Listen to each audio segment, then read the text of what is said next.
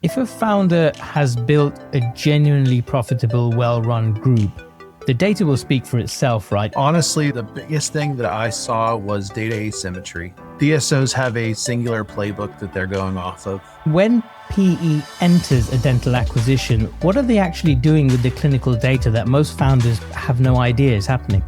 Phantom EBITDA is the gap between the money that you think that you're going to get and the money that you're actually going to get paid.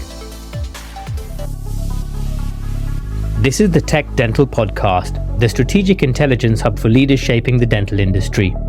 We break down how AI, data, and operating discipline drive performance and scale. I'm Dr. Randeep. Let's dive in.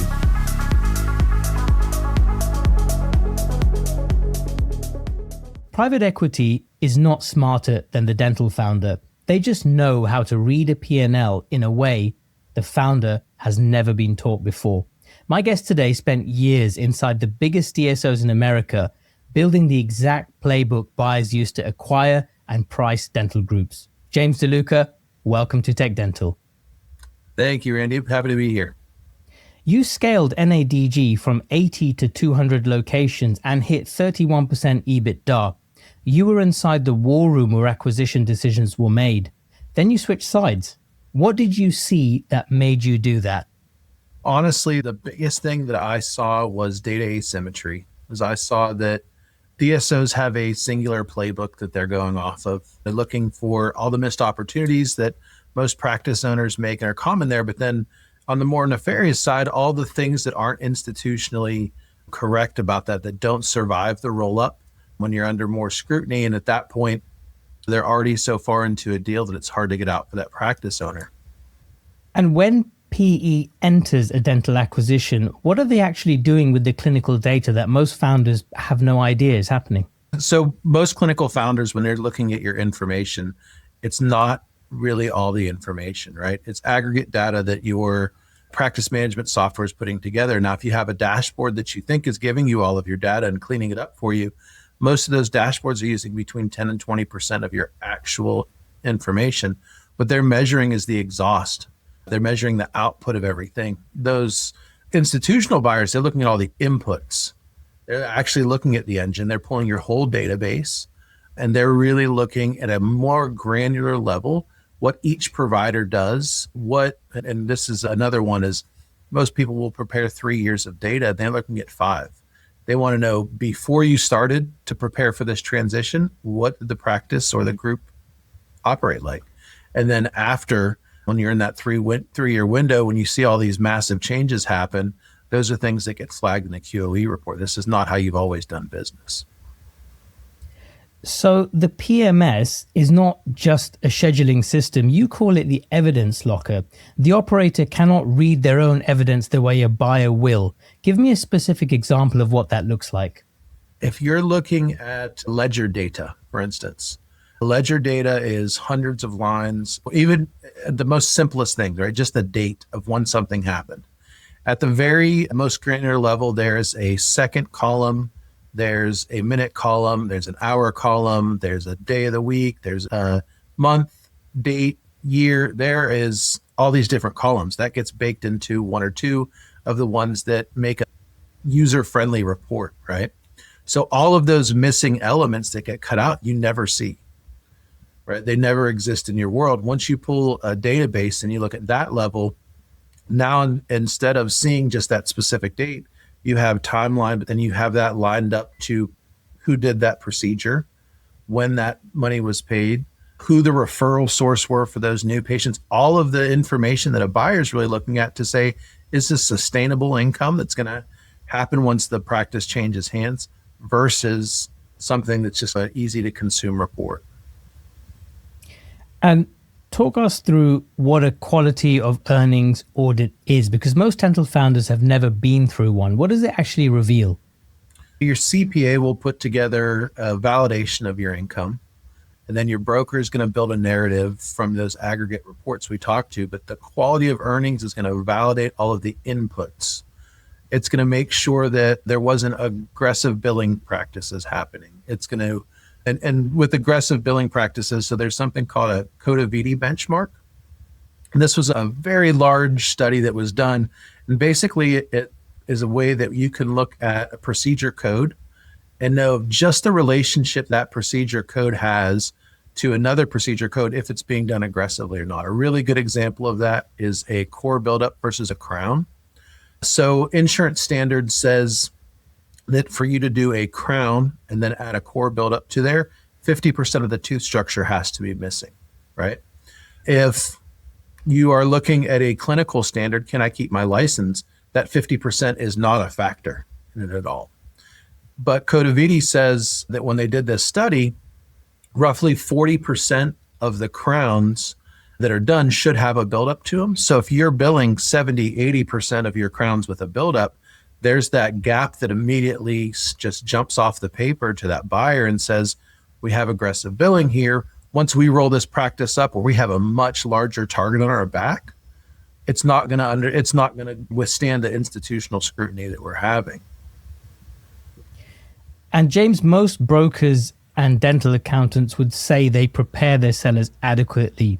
You're arguing the clinical data conversation is the one that determines whether the EBITDA survives.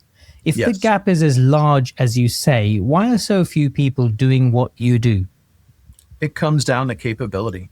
And we talk about that database. So for instance, if I were to start building a dashboard that uses 100% of the database information, one, it's still not going to account for the variability that you're going to have in different operations. The second half of it is just the raw amount of data you're talking about. Instead of $500 a month, you'd be paying $3,000 a month for that same software just so they could house and manipulate the data in a way to make it consumable for you. So a lot of it comes down to that. Now, the other half of it is they're just not looking far enough ahead. A lot of dentists wait till they're emotionally ready to sell and not when they should be preparing for that sale. My recommendation is if you are intentionally building an asset to sell it, that you should be going through this process when you still have the runway to make changes. Most people that we work with, they're at least 5 years out from that sale. So you have a couple years of runway where you can not only remediate all the issues that a buyer side QOE would find, but then also, so then the upside that happens comes on your side where you have leverage to bring it to the transaction table. We had one practice we looked at, and we looked at their insurance claims, for instance. We found an anomaly with one specific insurance payer where they were collecting about 51% of the expected collections on claims. And when we brought this up to the owner, he said, oh yeah, we get killed on the adjustment that happens. They said, no, this isn't the adjustment. This is the net production to collection dollars. This is without the adjustment there. These are claims that aren't being paid. The upside, well, that was $1.1 million in claims for that payer that were paid out, where it should have been $1.9 million. That's $800,000 of bottom line revenue. Now you take that to the market and you multiply it by 10 because you're in that institutional market. You're talking about an $8 million error that was happening in your practice. And it was just a misunderstanding of what our adjustment is versus what the actual net to collection dollars is. Phantom EBITDA is the title of your new book. Define it precisely. What is it? Where does it come from? And why does it appear on a P&L that looks completely accurate to the owner? So phantom EBITDA is the gap. The easiest way that I'll say it's the gap between the money that you think that you're going to get and the money that you're actually going to get at the table. And it doesn't always happen on a retrade, which is a potential deal killer. Often it happens when there's an escrow account that opens up after the fact. And as the buyer is making claims against that account, these are on remediating issues that they already knew were going to happen, right? So what they're doing basically is they're resolving the phantom EBITDA. They're resolving that income that's been earned while you accumulate what I call governance debt. Is basically just not having right clinical standards in play. A really good example is when I was with one PE-backed DSO. So at this point, they had 80 practices, right? And we operated on tribal knowledge. We grew by acquisition. And I saw the kind of pain points that happens when you acquire. Now they go in for a funding round and they're starting to go into an institutional sale at 200 practices. Everything about that company changed from the inside. All the tribal knowledge gets codified into SOPs. Those SOPs all have KPIs that are attached to them. So I can tell just by looking at a report if compliance is happening at the practice level. Those reports then broken down per team member, per clinician. There's complete transparency in everything there. Compliance departments, they start to come to life. You have credentialing happening with every insurer in every state. You have all the licensure that you need to show a completely scalable product, to show that you have sustainable revenue, and also make sure that it's going to go past the highest levels of scrutiny. It's a very different game. You can tell the speed goes from like driving in a residential area to now you're on the freeway and there's no safety lanes. There's aggressive traffic everywhere. And one of the mechanisms is provider coding drift. Walk me through what that actually looks like inside a clinical data set. How does a buyer's analyst spot it?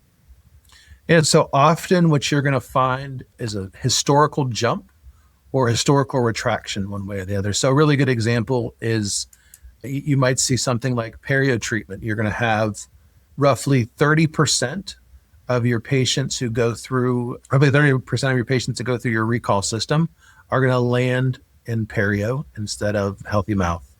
So as you see over, say, 5 years, you're going to have this company's always ran really aggressive, say 50%, or say the opposite, 10%, right?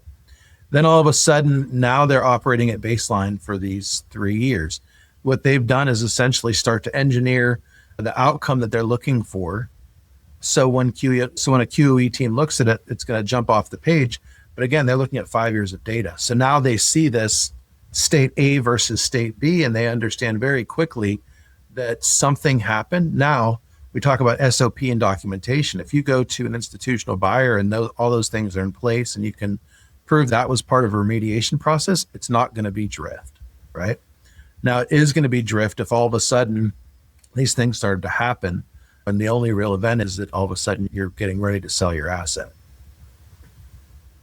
And you also describe hollow growth anomalies. What distinguishes genuine revenue growth from hollow growth, and how does a QOE analyst tell the difference? So you're going to see hollow growth. A really good example of that's the core buildup that I used earlier.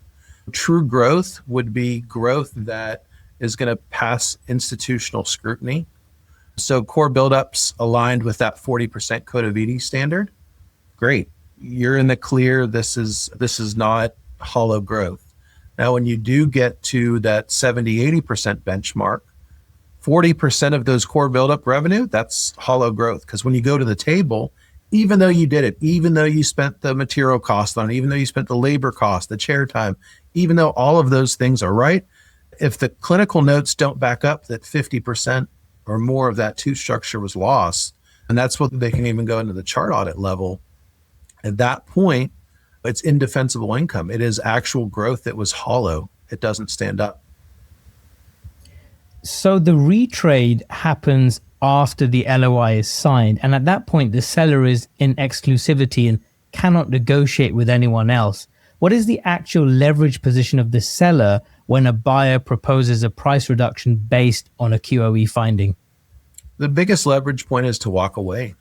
That's really it. And that's where a much more nefarious thing happens, which is when there's not a retrade and instead it's the escrow that gets put. There's a holdback, right? So here's a number of compounding issues, and there's a 20 or 30% holdback that will be paid out after 36 months. Now that holdback, that's going to be the mechanism where you could take all these things that they identify to be remediated. The deal's already done, right? It's too late to go back. The seller no longer has the leverage.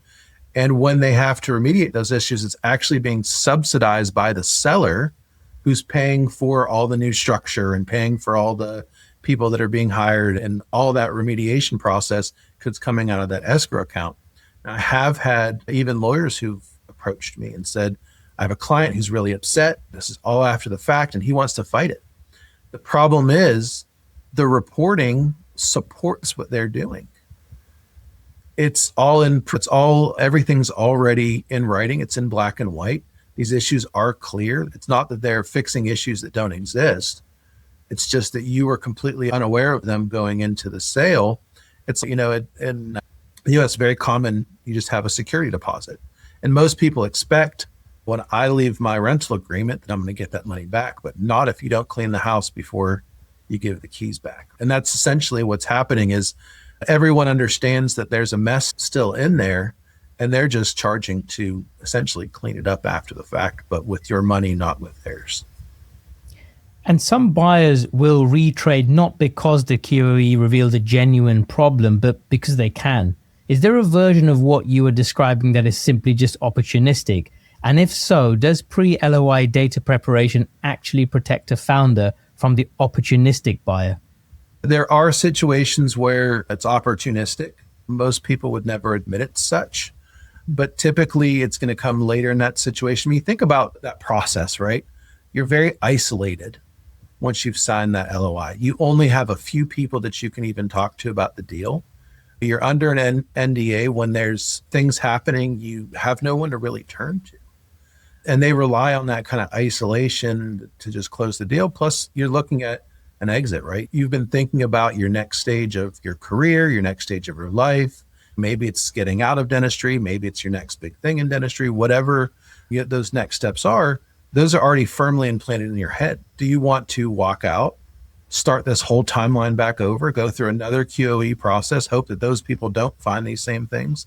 Because again, they're not issues that don't exist. They're not fabricating data, right? It's just under data asymmetry, your side is looking at two reports and I'm looking at one, and they are not the same. They just know how to read a P&L in a way the founder has never been taught before. Is that a fair summary? And if it is, why has nobody fixed that knowledge gap before now? So it really goes beyond the profit and loss. Your CPA, most of them are incredibly competent at their job, right? It's not ever an issue of just looking at that. Now, they're going to see relationships between items that says there could be an issue here or there, especially if you're using like accrual-based accounting where you're logging production. It actually masks a collections issue, right? So there's the profit and loss tells half the story. It's only corroborated with the other piece of information that no one's really looking at. And again, it really just comes to technical ability to do that. That's the biggest difference out there. Walk me through the pre-LOI defense architecture. What are the components and what order do they go in? So what you're essentially building is a complete chain of evidence for every dollar of revenue. When you talk about patient interest, right, you're having your new patients. So are those new patients, do they have a referral source? Do you have a lot of new patients because of the charisma of the practice owner or because you have a system backed that is bringing in the amount of new patients that you need? Now, those new patients, there are points that they drop in between their first appointment and when they've just said yes to scheduling an appointment. Are those layers all optimized? So now they're looking at upside. If you're losing 40% of your new patients in the gap between when they schedule their appointment and when they come into the practice, you probably don't have digital new patient paperwork. Your confirmation system is probably blown up, right? There's symptoms that will pop up because of that. So the next step would be you look at broken appointments, right? Are people showing up for appointments? It's the efficiency of the practice. You're just going through the flow of the entire, what we'll call the kind of patient journey. And can you look at every dollar that is earned at every point and say that it was, one, it came from a completely organic source. That organic source then presented a condition that's compliant with insurance standards. That condition was then treatment planned. That patient said yes, signed yes. They have a financial agreement that explains the terms and that they fulfilled those terms. And then on the back end, did they get scheduled for their next visit? What's your retention rate? And then was the money collected that the patient said they would? When there was an insurance claim, was that? So they follow the complete chain of custody. And now when you talk about, you get to that very bottom end, there's even overdue credits, right? So really it's a complete data chain from patient interest all the way through a closed account and their next appointment. And James, most groups approaching a transaction have a broker and a dental accountant. Why is that not enough? And what is the specific gap there? So you think about the structure that I was in, for instance, in DSOs, right? I not only had my office managers and always tell me that, then there was a regional manager, there's directors, there's analysts, there's their own internal CFOs. These are all people that they set up a reporting structure and they have the amount of support that a single dentist, you don't have a data analyst living in a practice, right? When you have a DSO structure, you can support roles like that because of your size. And that's essentially where you get the difference between the two is it just comes down to, I have an internal person that does this and you don't. For a UK dental founder with 5 to 10 sites, 2 to 3 years away from a transaction, what should they be building right now before they have spoken to a single buyer? A complete data chain, that exact same way. And then an understanding of the standards that governs each of those. Like when you talk about insurance standards, for instance, does this mean I can keep my license, or does this mean that an institution can buy this and it's still revenue that they can predict regardless of what dentist is there, right? They're looking at benchmarks and averages. So it's very different. Essentially starting first that chain of custody and then scrutinizing each and every point, just starting with the front of the funnel and going all the way through the end, unless you have a very big conversion problem. Case acceptance, if you're presenting a lot of treatments, not getting accepted, completed, I always start there first. So that way you stop any leaks you have. And then when inevitable growth happens on the front end, when you optimize those processes, then you have a better conversion system that all those leads go into. If a founder has built a genuinely profitable, well-run group, the data will speak for itself, right? And the QOE will confirm the valuation. So is pre-LOI forensic defense only necessary for groups with problems, or is it necessary regardless of the quality of the underlying business? It's definitely regardless. The reason is it's the environment that data goes into, right?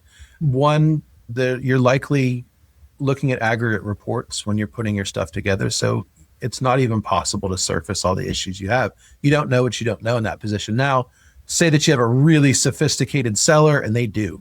They figured it out. They have their own internal system and they have it. They're looking at that through the lens of growth normally, where the person purchasing is looking at the lens of risk, right? They want to de-risk the asset. Now, if you think about it in that same environment, the lens that you're going to attack it is, where am I losing money? They're going to say the money that you've already made, I'm going to scrutinize it again at the highest level. Where's the documentation for this? There's no patient signatures here. Is this really sustainable? Do I just have a charismatic doctor? All of those things are getting baked up into this kind of doubt of the asset, versus the other side. It's, I can rely on what I'm already seeing, and here's how we can get more, do more, make more, and grow that line. The targets are very different. James, when the history of this period in dental M&A is written, what will it say about the founders who went to market without understanding what was inside their own data? And is there a version of this story where the information asymmetry gets closed, or does the buyer always have the structural advantage? There's definitely a way that the seller can get ahead of this. And it's by having that same buyer's level QOE report done ahead of time. And it needs to be done by a third party. Again, it has to be scrutinized. Has to be scrutinized against every standard that someone else could possibly pull against you. And the thing that is probably the worst is really PE buyers often will be villainized in these situations. And they're not doing anything that's illegal. They're not doing anything that's wrong. However, but because they have that, you have a lot of people that they have a bad taste in their mouth at the end of the deal. And that's unfortunate because they essentially got bad advice, they waited too long until they were emotionally ready. It's something that I think is going to change. I'm hoping that Precision Dental Analytics leads that charge. And I always say, is the book that was released, Phantom EBITDA, I hope this is the most expensive book to the buyer side that ever existed. But just because I want complete transparency for both sides. I no longer want data asymmetry to exist. and willing to help every practitioner out there to make sure that's the case. James, we're coming to the end of the podcast, and towards the end, I like to do a lightning round. So quick, short, sharp answers. What's the single most common finding in a pre-LOI forensic audit that founders are genuinely shocked to discover about their own practice? It's definitely those Code of ED benchmarks. When you approach your craft every day with your licensure and your kind of clinical morale being your number one guiding principle, as you should, as I had 100% support, it's definitely much different when you measure that against what the insurance companies say is the right thing to do in those situations. And unfortunately, that's where a lot of those checks come from. So that's the playbook that everyone's playing by. One question every dental founder should ask their PMS vendor before they engage a broker is, I need to see the reporting. And literally is to follow that chain through. Close your eyes and imagine you are a patient walking through that practice. From the very first time that you call, is there a spot for me to mark referral sources that's convenient and easy for my team to do? If I have a large team, so definitely I want to see the reporting. That's the short of it. Where does dental M&A sit in 2028, and who has been retraded out of the market by then? Honestly, I see it slowing down in some areas as your sellers become more sophisticated, because the amount of risk essentially on their end becomes much greater, right? When you no longer have, you think about, just as we were talking about the escrow issue, if I know reliably that I can get a 20% holdback and I can reliably pull 90% of that out into remediation, why would I go to a system where I am now fully funding any changes that I want to make, stuff like that? Now, that asset's always worth a premium if it is there, but they rely on it because they know that almost every dentist that goes to market, when they hit that point, they have not ran a QOE and they have not ran it 5 years in advance in order to remediate all their issues. They're going to reliably be able to have the seller subsidize those. Phantom EBITDA in one sentence for someone who has never read the book. It is the money that is yours that you are going to give away at the transaction table. James, this has been a fascinating conversation. Where do people find you, read the book, and get in touch? You can find us at precisiondentaLytics.com. You can also find me on LinkedIn as well as books on Amazon. To our listeners, if this episode sharpened how you think, share it with one person in your network who needs to hear it today. Subscribe on Apple Podcasts, Spotify, or YouTube. All links are in the show notes. The TechDental newsletter drops every Monday on LinkedIn. I'm Dr. Randeep. This is TechDental. See you in the next one. You've been listening to the TechDental podcast, Strategic Intelligence for Dental Leaders Navigating Structural Change. If you're responsible for growth, performance, or long-term value in this industry, make sure you're subscribed. I'm your host, Dr. Randeep. We'll see you next week.